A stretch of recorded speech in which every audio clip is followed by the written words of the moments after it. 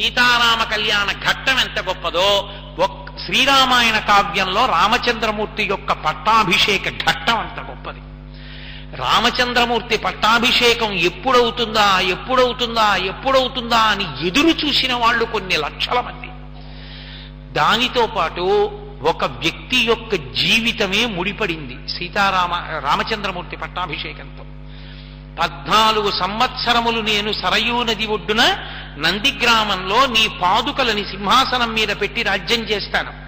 14 సంవత్సరములు పూర్తి అయిన మరునాటి సూర్యోదయానికి నీ దర్శనం అవ్వకపోతే నేను ప్రాణం విడిచిపెట్టేస్తానని చెప్పాడు, ప్రాయోపవేశం చేస్తానని చెప్పాడు భరతుడు. 14 ఏళ్లు పూర్తయ్యేసరికి రావాలి. ఎక్కడో అయోధ్య, ఎక్కడో కాంచనలంక. పుష్పక విమానంలో బయలుదేరినటువంటి రామచంద్రమూర్తి సీతమ్మతో, విభీషణుడితో, హనుమతో కలిసి బయలుదేరి భారద్వాజాశ్రమంలో దిగారు. ఈ మధ్యలో సుగ్రీవుడు, వానరకాంతలు అందరూ బయలుదేరారు రామపట్టాభిషేకం చూస్తామని. అసలు రామపట్టాభిషేకానికి ఉన్న గొప్పతనం విమానం బయలుదేరడంతో మొదలు. రావణాసురుడు విమానాన్ని తీసుకొస్తే ఉత్తరం నుంచి దక్షిణానికి తీసుకొస్తాడు. అదే రామచంద్రమూర్తితో విమానం బయలుదేరితే దక్షిణం నుంచి ఉత్తరానికి ఎడుతుంది. ఉత్తరానికి వెళ్ళింది అంటే ఉత్తరాన పరమశివుడు ఉంటాడు, మృత్యుంజయ స్థానం అది. ఉత్తరాభిముఖ ప్రయాణం చేశాము అంటే అది మళ్ళీ పునర్జన్మలేని స్థితికి వెడుతున్నాము అని గుర్తు. కాబట్టి సమస్త కళ్యాణకారకమైంది ఆయన విమానం ఎక్కడం అంటే. అందుకే అందులో వానరకాంతలందరూ కూడా ఎక్కారు. దక్షిణానికి వచ్చిన విమానం ఉత్తరానికి ప్రయాణం చేసింది రామచంద్రమూర్తితో. అయోధ్య పట్టణంలో ఇంతమంది దిగాలి. రాముడు విమానంలో కూర్చునుండగా భరతుడు పరుగున వెళ్ళాడు. నిన్ననే మీకు విజ్ఞాపన చేశా, రామచంద్రమూర్తి యొక్క పాదాలకి ఆ పాదుకలు తొడిగి ఆయన విమానంలోంచి కిందకి దిగారు. కోటి సూర్యుల పగిది వెలిగిపోతున్నాడు మహానుభావుడు. ఇంతమంది పొంగిపోయారు రామదర్శనం చేసి. 14 సంవత్సరముల తర్వాత ధర్మానికి కట్టుబడి అరణ్యవాసం చేసి దర్శనమిచ్చినటువంటి స్వామి వెంటనే ఆ క్షురకుల్ని పిలిచారు. మొట్టమొదట తమ్ముళ్ళు క్షవరం చేయించుకోవాలన్నాడు. తర్వాత తాను క్షవరం చేయించుకున్నాడు, స్నానం చేశాడు, పట్టుబట్టలు ధరించాడు. వాళ్ళ వంశంలో పట్టాభిషేకమైపోయినటువంటి ప్రభువు కూర్చునేటటువంటి ఏనుగు శత్రుంజయము, దాని మీద దశరథ మహారాజు గారు వెడుతూ ఉండేవాడు. ఇంకా పట్టాభిషేకం అవ్వలేదు రాముడికి, అందుకని రాముడు శత్రుంజయం మీద కూర్చోడు. ఆ శత్రుంజయం మీద సుగ్రీవుణ్ణి కూర్చోబెట్టారు. వెనక దివ్యమైనటువంటి రథాన్ని తీసుకొచ్చాడు శత్రుఘ్నుడు. ఆ దివ్యమైనటువంటి రథంలోకి రామచంద్రమూర్తి ప్రవేశించారు. ఎంత ప్రేమంటే భరతుడు స్వయంగా పగ్గాలు పట్టుకున్నాడు, శత్రుఘ్నుడు తెల్లటి గొడుగు పట్టుకున్నాడు, లక్ష్మణస్వామి ఒక పక్కన వింజావర వేస్తున్నారు, విభీషణుడు ఒక పక్కన నించుని వింజావర వేస్తున్నాడు. రథంలో బయలుదేరి వెడుతున్నారు. తల్లి కౌసల్యాదేవి పరమ సంతోషంతో నా కొడుక్కి ఇంత సేవ చేసిన వాళ్ళని వానరకాంతలందరినీ కూడా చక్కగా తలలు తీర్చిదిద్ది వాళ్ళకి అలంకారాలు చేసింది. వాళ్ళు కామరూపులు, వాళ్ళు నరకాంతలుగా మారి కుండలాలు పెట్టుకుని అయోధ్యానగరం చూడ్డానికి నందిగ్రామం నుంచి వాళ్ళు కూడా బయలుదేరారు. స్వామి హనుమ కూడా బయలుదేరారు. ఇంతమంది వానరులతో వెడుతోంది ఆ పెద్ద యాత్ర కింద అయోధ్య పట్టణానికి. ఇంటింటా పతాకాలు ఎత్తారు, ప్రతి ఇంటి ముందు ముగ్గులు వేశారు. అలాగే అనేక మంది కన్యకామణులు చేతిలో బంగారం పట్టుకుని, పిండి వంటలు పట్టుకుని పేలాలు జల్లుతూ వెడుతున్నారు. నిష్కారణంగా మంత్రం లేకుండానైనా సరే పేలాలు జల్లితే దేవతలకి పిలుపు, మరమరాలు జల్లితే ప్రేతాలకి పిలుపు. అందుకే వెళ్ళిపోతున్నప్పుడు మరమరాలు జల్లుతూ ఉంటారు. పేలాలు చల్లారు అంటే దేవతల్ని పిలుస్తున్నారు అని గుర్తు. అందుకే ఎక్కడ శుభకార్యం జరిగినా పేలాలుంటాయి. మేము ఆ కాకినాడ పట్టణంలో రామచంద్రమూర్తి పట్టాభిషేకం జరిగినప్పుడు కొన్ని కిలోమీటర్ల ఊరేగింపు వెళ్ళాం. ఆ ముందు కన్యకామణులు మధుర పదార్థాలు పట్టుకుని, పేలాలు పట్టుకుని రాజవీధుల్లో పేలాలు జల్లుతూ రామచంద్రమూర్తిని పట్టాభిషేకానికి తీసుకెళ్ళాం. అలా ఇంతమంది బయలుదేరారు. ఎక్కడ చూసినా రామచంద్రమూర్తికి పూర్వభాషీచ రాఘవ అని పేరు. ఆయనే ముందు మాట్లాడతాడు తప్ప ఆయన్ని ఎవరూ పలకరించక్కర్లేదు. కథలుగా చెప్పుకుంటున్నారు. రామచంద్రమూర్తి తన మంత్రులతో, పురోహితులతో, సుగ్రీవుడికి తనకి ఉన్న అనుబంధం, విభీషణుడికి తనకి ఉన్న అనుబంధం, వానరులు చేసిన సేవ, ప్రత్యేకించి స్వామి హనుమ చేసిన సేవ చెప్తున్నారు. పరవశించిపోయారు అందరూ. మహానుభావుడు భరత శత్రుఘ్నులు వెనక వస్తున్నారు, కలిసి బయలుదేరారు. వెడుతుంటే చూసిన వాళ్ళందరూ అదిగో వానరులు, అదిగో హనుమ, మహానుభావుడు 100 యోజనముల సముద్రాన్ని దాటి ఆవలి ఒడ్డుకు వెళ్లి సీతమ్మ తల్లి జాడ కనిపెట్టి ఏవలి ఒడ్డుకొచ్చి రామచంద్రమూర్తికి నివేదించి సీతారామచంద్రమూర్తి యొక్క సీతారాముల పునఃసమాగమానికి కారణభూతుడైన వాడు, రామపట్టాభిషేకానికి కారణమైన వాడని చెప్పుకుంటున్నారు. తీసుకొచ్చారు అయోధ్య పట్టణానికి. రాముడు దశరథ మహారాజు గారి మందిరంలోకి ప్రవేశించి కౌసల్య, సుమిత్ర, కైకేయి ముగ్గురికి శిరసు ఉంచి పాదములకు నమస్కారం చేశాడు. భరతుడు వచ్చి ఒక మాట అన్నాడు, సంతతా మామికా మాత దత్తం రాజ్యమిదం మమ, పూజితా మామికా మాత దత్తం రాజ్యమిదం మమ, తద్దదామి పునస్తుభ్యం యథాత్మమదదామమ అన్నాడు. అన్నయ్య, ఒకనాడు మా అమ్మ వరాలు కోరుకుంది అని మా అమ్మని పూజించి ఆ రాజ్యాన్నంతటినీ కూడా ఇచ్చేశావు అన్నయ్య. 14 సంవత్సరములు రాజప్రతినిధిగా నీ పాదుకలు సింహాసనం మీద కూర్చుని రాజ్య పరిపాలన చేశాయన్నయ్య. నువ్వు ఎంత రాజ్యాన్ని నాకు ఇచ్చావో దాన్ని 10 రెట్లు చేసి తీసుకొచ్చాను అన్నయ్య. అంత సుభిక్షమైనటువంటి సామ్రాజ్యము. ఒక ఇంటి యజమాని తన పెరట్లో ఒక మొక్క పాతి అది పెద్దదై కాయలు పళ్ళు పండాలని కోరుకుంటే ఒక మహావృక్షమై శాఖోపశాఖలై పువ్వులు పూచని కాయలు కాసి పళ్ళు పండకపోతే ఆ యజమాని ఎలా నొచ్చుకుంటాడో అలా అశ్వమేధయాగం చేసి పుత్రకామేష్టి చేసి రాజ్యముని పరిపాలన చెయ్యగలిగినటువంటి కుమారుడు కావాలని కోరుకున్నటువంటి దశరథ మహారాజు గారికి కుమారుడుగా జన్మించినటువంటి నీవు ఈ రాజ్యముని పరిపాలన చెయ్యకపోతే ఊర్ధ్వలోకాలలో ఉన్న దశరథుడు నొచ్చుకుంటాడు అన్నయ్య. బలిష్టమైనటువంటి ఎద్దు మోయవలసినటువంటి నాగలిని ఒక లేగ దూడ మోయగలదా? గుర్రం యొక్క నడకని ఒక గాడిద అనుకరించగలదా? హంస యొక్క నడకని ఒక కాకి అనుకరించగలదా? అన్నయ్య, సర్వసమర్థుడైనటువంటి రామచంద్రమూర్తివి నువ్వు భరించవలసినటువంటి రాజ్యాన్ని నేనెక్కడ వహించగలను? కాబట్టి పట్టాభిషేకం చేసుకో, ఈ రాజ్యాన్నంతటినీ స్వీకరించు. యావదావర్తతే చక్రం యావతీచ వసుంధర తామత్వమిహ సర్వత్వం స్వామిత్వం అనువర్తయ అంటాడు. అన్నయ్య, యావదావర్తతే చక్రం, ఈ రథచక్రము ఈ భూమండలము మీద ఎంత దూరం పరిగెడుతుందో, యావదావర్తతే చక్రం యావతీచ వసుంధర, ఈ భూమి అంతటికీ కూడా నువ్వే పరిపాలకుడవు. స్వామిత్వం అనువర్తయ, సమస్తము నీది. స్వం అంటే తనదిగా కలిగిన వాడు అని. స్వామిత్వం అనువర్తయ, నువ్వు స్వామివి, మేము నీ సేవకులం. నువ్వు మాకిస్తే దాన్ని అనుభవించి సంతోషించవలసినటువంటి వాళ్ళం. అటువంటి స్వామిత్వాన్ని పొందు, పరిపాలన చేయి అన్నారు. మహానుభావుడు సుగ్రీవుణ్ణి తీసుకెళ్లారు. రామచంద్రమూర్తి అంతఃపురంలో విడిది చేయించారు. పట్టాభిషేకం ప్రారంభమైంది. రామచంద్రమూర్తిని ఆసనం మీద కూర్చోపెట్టారు. ఒక్క శ్రీరామ పట్టాభిషేకానికి మాత్రమే లోకంలో ఎప్పుడూ ఎక్కడా ఏ పట్టాభిషేకంలోనూ కని విని ఎరుగనటువంటి రీతిలో జరిగింది. కారణం ఏమిటో తెలుసా? ఎప్పుడైనా పట్టాభిషేకం చేస్తే ఎక్కడ నుండో నదీ జలాల్ని తీసుకొచ్చి నిల్వ చేసి ఆ నిల్వ చేసినటువంటి నీటితో పట్టాభిషేకం చేస్తారు. మహావీరులైనటువంటి వానరులందరూ అక్కడే ఉన్న కారణం చేత సుగ్రీవుడు ఆజ్ఞాపించాడు, రేపు తెల్లవారుజామున పట్టాభిషేకం అంటే ఇవాళ రాత్రి ఆజ్ఞాపించాడు, మీ అందరూ వెళ్లి 4 సముద్రముల జలాల్ని తీసుకురండి, ఈ ప్రపంచంలో ఉన్నటువంటి 500 నదులలో ఉన్నటువంటి జలాల్ని తీసుకురండి అన్నాడు.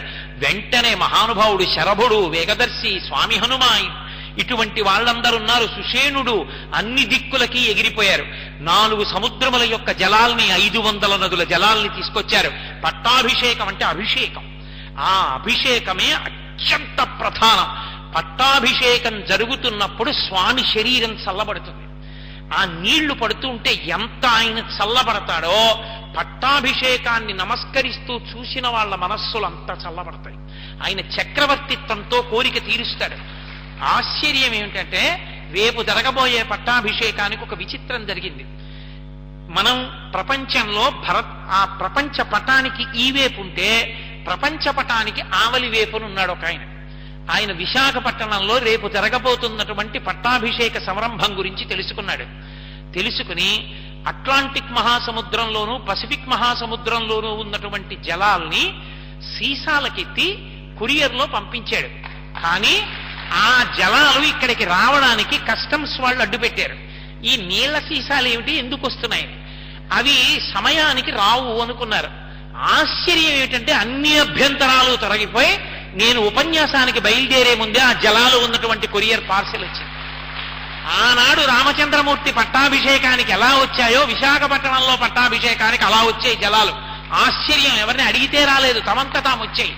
పక్కన బంగాళాఖాతం ఉండనే ఉంది. రేపు పొద్దున్నే కలశ పట్టుకెళ్ళి చక్కగా బ్రాహ్మణుల్ని అక్కడి నుంచి వాహనంలో ఒక కలశలో బంగాళాఖాతంలో జనాలంటే హిందూ మహాసముద్రం కలుస్తుంది. కాబట్టి ప్రపంచపటానికి ఇటువైపునున్న సముద్ర జలాలు అటువైపునున్న సముద్ర జలాలు కూడా ముందు రోజు రాత్రే వస్తున్నాయి. వచ్చి 500 నదుల యొక్క జలాలు రేపు పట్టాభిషేకానికి మీ దగ్గర ఏ నదుల జలాలు ఉంటే ఆ నదుల జలాలు తీసుకొచ్చి అక్కడ కలశంలో పొయ్యండి. చక్కగా ఇన్ని నదీ జలాలు, దాంతో పాటు ఓషధుల్ని కలుపుతారు. ప్రత్యేకంగా ఓషధీ జలముల కలశాన్ని ప్రత్యేకంగా పెడతారు. పెట్టి రామచంద్రమూర్తికి ఒకరు ఇద్దరు కాదు, వశిష్ఠుడు, వామదేవుడు, జాబాలి, కాశ్యపుడు, విజయుడు, గౌతముడు మొదలైనటువంటి మహర్షులందరూ నిలబడి ఉండగా వశిష్ఠ మహర్షి మకుటధారణ సర్గ అంటారు. అత్యంత ప్రధానం. శ్రీరామనవమి నాడు ఆ సర్గ చదివి తీరాలి. ఆ కిరీటాలన్నీ తీసుకొచ్చి పెడతారు అక్కడ. అందున బ్రహ్మగారి చేత నిర్మింపబడింది కిరీటం. ఇక్ష్వాకు వంశంలో ఉన్న వాళ్ళు బ్రహ్మ నిర్మితమైనటువంటి సువర్ణ కిరీటాన్ని పెట్టుకుంటారు. ఏమాశ్చర్యమో నాకు తెలియదు. విశాఖపట్టణంలో జరగబోయే పట్టాభిషేకానికి కూడా ఓ మహానుభావుడు చక్కగా రజిత కిరీటాలు చేయించాడు మణులతోటి. రేపు ఆ కిరీటాలన్నీ అక్కడ పెడతారు. ఆ వశిష్ఠ మహర్షి ఆ హైమ కిరీటాన్ని తీసి అందరూ సభాసదులు చూస్తూ ఉండగా ఆ పట్టాభిషేకం జరిగినటువంటి రామచంద్రమూర్తి యొక్క శిరస్సు మీద సుముహూర్తంలో ధ్రువం తేరాజావరుణో ధ్రువం దేవో బృహస్పతి అన్న మంత్రంతో చక్కగా అలంకారం చేశాడు. ఆ కిరీటం పెట్టుకున్నటువంటి రామచంద్రమూర్తి లోకములకన్నిటికీ పరిపాలకుడయ్యాడు. లక్ష్మణస్వామిని పిలిచి అతిష్ట ధర్మజ్ఞమయాస హేమాంగాం పూర్వరాజ్యాం జుషితాంబలేన, నాతో పాటు పూర్వరాజులు పరిపాలించినటువంటి అవిచ్ఛిన్నమైన ఈ కోసల రాజ్య సింహాసనాన్ని అధిష్ఠించి పరిపాలన చేయమని అడిగాడు. అన్నయ్య, నాకన్నా పెద్దవాడైన భరతుడు ఉండగా నాకెందుకన్నయ్య యవరాజ్య పట్టాభిషేకం? ధర్మాత్ముడివి, నీకు తెలియని విషయమా? భరతుడికి పట్టాభిషేకం చేయమన్నారు. భరతుడికి యవరాజ్య పట్టాభిషేకం చేశారు. వచ్చిన వాళ్ళందరికీ కానుకలు ఇచ్చాడు. దేవేంద్రుడు 100 కమలముల బంగారు కమలముల మాల పంపాడు. రామచంద్ర పరబ్రహ్మం యొక్క మెడలో దాన్ని అలంకారం చేశారు. స్వామి కూర్చునుండి ఆ అంగదుడికి బంగారు అంగదములను భుజకీర్తులను ప్రసాదించారు. అందరికీ అన్ని ఇచ్చారు. మహానుభావుడు మా స్వామి హనుమ తెల్లటి బట్టలు కట్టుకుని వేష్టితర్జున వస్త్రం తం విద్యుత్ సంఘాత పింగళం, బంగారు రంగులో ఉన్నటువంటి కళ్ళతో మిరిసిపోతున్న తెల్లటి బట్టలతో, ఏమి ప్రారబ్ధమో తెలియదు, ఆయనకో నీలం రంగు పూసేస్తారు. కాంచనాద్రి కమనీయ విగ్రహం పారిజాత తరుమూలవాసినం భావయామి పవమాననందనం అంటారు. ఏమి అదృష్టం చేసుకున్నానో ఈసారి రామాయణ ప్రసంగాలకి. అనుకోకుండా ఇవాళ మధ్యాహ్నం నేను ఇంటికి దేవతార్చన గడితే బంగారు పూత పూసినటువంటి స్వామి హనుమమూర్తిని తెచ్చి ఆ ఇల్లాలు నా చేతిలో పెట్టింది. పొంగిపోయా. పట్టాభిషేకం అంతా నీ అల్లరేక స్వామి, నీ హడావిడి, నీ సంతోషమే కదా. కాంచనాద్రికమనీయ విగ్రహం బంగారు రూపంలో నా చేతిలో కనబడ్డావా అని. కాబట్టి మహానుభావుడు తెల్లటి బట్టలు కట్టుకుని కూర్చుని ఇలా నమస్కారం చేస్తున్నాడు. అందరికీ అన్ని కానుకలు ఇచ్చేశారు. ఇచ్చేసిన తర్వాత సీతమ్మ తల్లి తన మెడలో ఉన్నటువంటి హారాన్ని తీసి పట్టుకుంది. రామచంద్రమూర్తి చూశారు. అందరికీ అన్ని ఇచ్చేశాంగా, మళ్ళీ హారం ఎందుకు పట్టుకున్నావు, ఎవరికి ఇవ్వాలి ఇంకా అని అడిగాడు అనుకోండి. సీతారాముల మనసు ఒకటెందుకు అవుతుంది? ఆమె మనసు ఆమెది, ఆయన మనసు ఆయనది అవుతుంది. ఆమె చేతిలో హారాన్ని చూసి రామచంద్రమూర్తి అన్నారు, ప్రదేహి సుభగేహారం యస్య తుష్టాసి భామిని పౌరుషం విక్రమో బుద్ధిర్యస్మిన్ నేతాని సర్వశః. పౌరుషము, బుద్ధి, పరాక్రమము నీ సంతోషమునకు కారణమైన వాడు ఎవరి వలన నీవు సంతోషాన్ని పొందావో, అంటే ఎవరి వలన నువ్వు నా పక్కనొచ్చి కూర్చోగలిగావో, ఇవాళ పట్టాభిషేకాన్ని పొందగలిగావో అటువంటి మహితాత్మునకు నువ్వు ఆ హారాన్ని ప్రదానం చెయ్యి. ఇంకెవరు అర్హులు?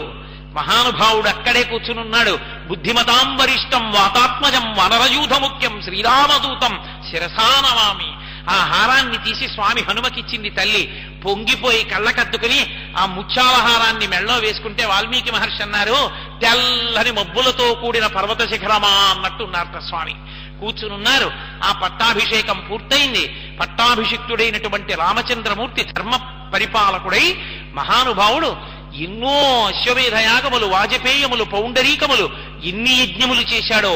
రామచంద్రమూర్తి పరిపాలన చేస్తున్న కాలంలో ఏ ఇంట దొంగతనం లేదు, పంటలకి చీడా పీడా లేవు, వేళకి వర్షం పడకపోవడం లేదు. పెద్దవాళ్లు బ్రతికుండగా చిన్నవాళ్లు శరీరం విడిచిపెడితే పెద్దవాళ్లు చిన్నవాళ్లకి ప్రేతకార్యం చెయ్యడం అన్నది లేదు. భర్త ముందు వెళ్ళిపోయి విధవగా స్త్రీ జీవించవలసినటువంటి అవసరం కలగలేదు. ఎక్కడ చూసినా పిల్లపాపలతో సంతోషంగా ప్రజలు జీవనం చేసేవారు. ఎవరి వృత్తిలో వారు ధార్మికమైనటువంటి జీవనం చేస్తూ వచ్చిన దానితో తృప్తి పొందుతూ రామా రామా రామా, ఏ నోట విన్నా రామా రామా రామా తప్ప ఇంకొక మాట లేదు. రాముని యొక్క జీవితాన్ని, రాముని యొక్క ధర్మాన్ని, రాముని యొక్క అనుష్ఠానాన్ని, రాముని యొక్క వైభవాన్ని, రాముని యొక్క శీలాన్ని కథలు కథలుగా ప్రజలు చెప్పుకుంటూ ఉండేవారు. ఏ నోట విన్నా రామనామమే. దొంగతనాలు లేవు, శత్రువుల యొక్క దాడి లేదు, క్రిమికీటకాదుల వలన వృక్షములు పంటలు పాడైపోవడం అన్నది లేదు. ఎక్కడ చూసినా చక్కగా వివాహాలు జరిగి ఎంతో సంతోషంగా ఉన్నారు. ఆర్షము రామాయణము.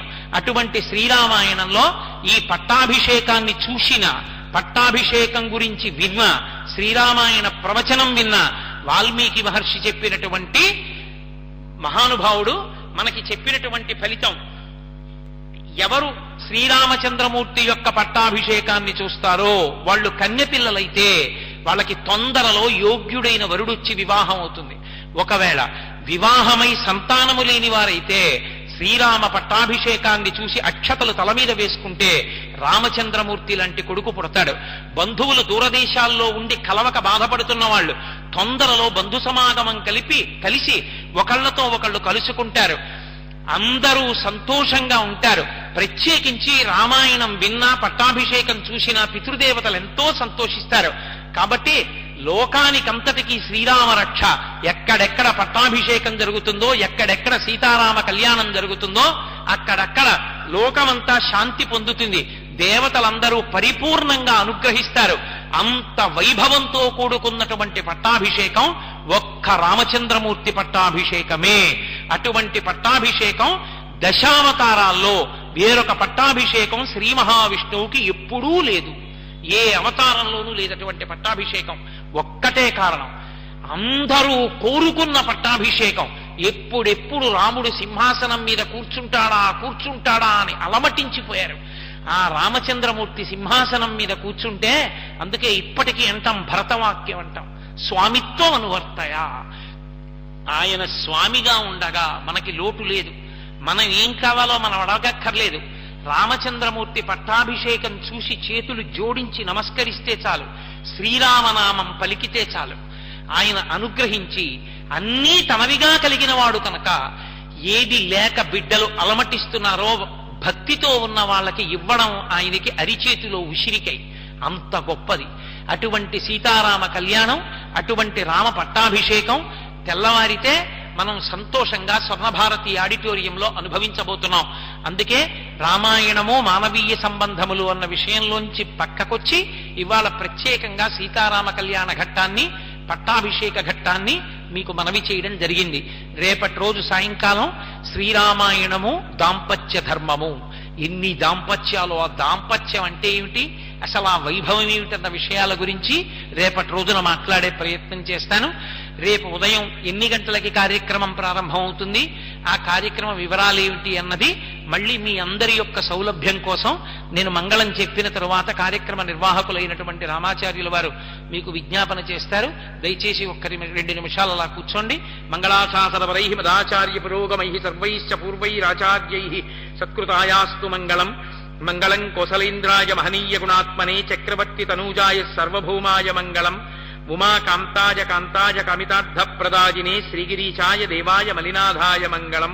కరచరణకృతం వా కర్మవాక్కాయజం వా శ్రవణనైనజం వా మానసం వాపరాధం విహితం వా సర్వమేత్తక్షమస్వ శివ శివ కరుణాబ్ధే శ్రీ మహాదేవ శంభో. సర్వం శ్రీ ఉమామహేశ్వర పరబ్రహ్మార్పణమస్తు. స్వస్తి.